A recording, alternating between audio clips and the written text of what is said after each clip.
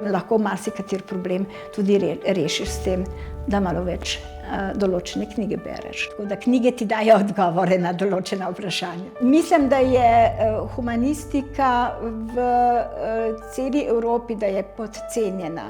Da v bistvu odgovore pa le, seveda, za življenje, za življivost so mogoče druge znanosti bolj potrebne za to, da ostaneš zdrav, pač medicina in tako dalje, ampak za zadnja vprašanja na življenje, to jih pa pravzaprav daje humanistika, ne. Prva dekanja je bila Alma Sodnik, filozofinja, v 50 letih je ona bila dekanja. In jaz sem bila druga dekanja. Zdaj pa mislim, da se stvar precej spremenila, da tudi vidiš mednarodno, da so ženske na takih vodilnih položajih in da je to vedno bolj postaja samoumevno.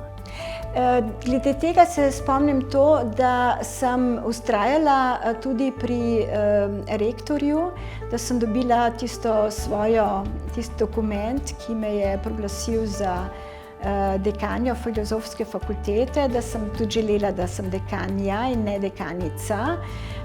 In recimo tega se spomnim in da smo potem res vztrajali na tem, da uporabljamo tudi ženske oblike. Poznam te zadeve iz Nemčije, tam so recimo mesta, določena mesta, so dale nalogo, so financirale projekt, da se je skušalo izoblikovati tako rabo jezika, ki bi bila senzibilna, ampak istočasno ekonomična, kar je največji problem. Za slovenščino je to seveda neverjeten zalogaj. Imeli smo kadrovske probleme, ker nismo imeli, torej tajniško mesto je bilo treba zastesti, to je bilo dosti komplicirana zadeva, ampak pravzaprav to so administrativne zgodbe. Vsebinsko bi pa rekla, da je bil moj projekt in to že predno sem postala dekanja, da bi smiselno izvedli bolonjsko prenovo. Jaz sem to videla pravzaprav kot neke vrste izziv in možnost, da končno razmislimo tudi o naših programih.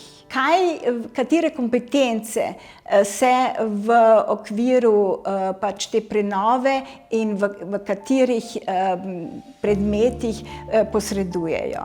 Odprl se je resnično skupni evropski visokošolski prostor.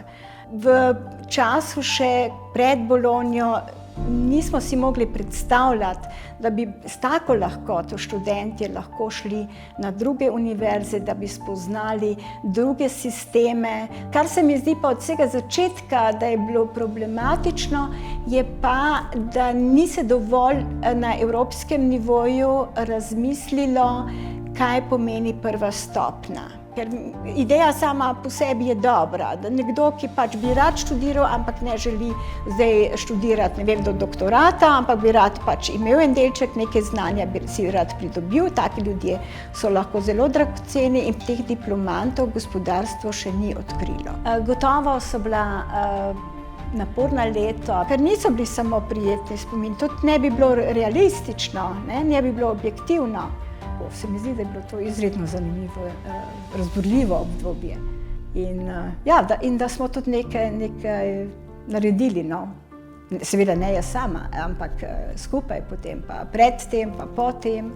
Torej, če se vračamo na začetek, bi rekla, da so te funkcije, pa ne to nujno ravno vodilna funkcija, torej dekanska oziroma funkcija dekanje, da so te velik izziv tudi osebnostno in da se marsikaj naučiš tudi kot oseba in tudi mislim, da je to eden od razlogov, zakaj se gre v take funkcije. Ena od, ne, ampak le hočeš preizkusiti, kaj ti je možno v dobrem izpeljati, se pa naučiš morda, da si vedno viden kot nekdo v določeni funkciji in da se malce pozabi, kdo pravzaprav kot oseba si.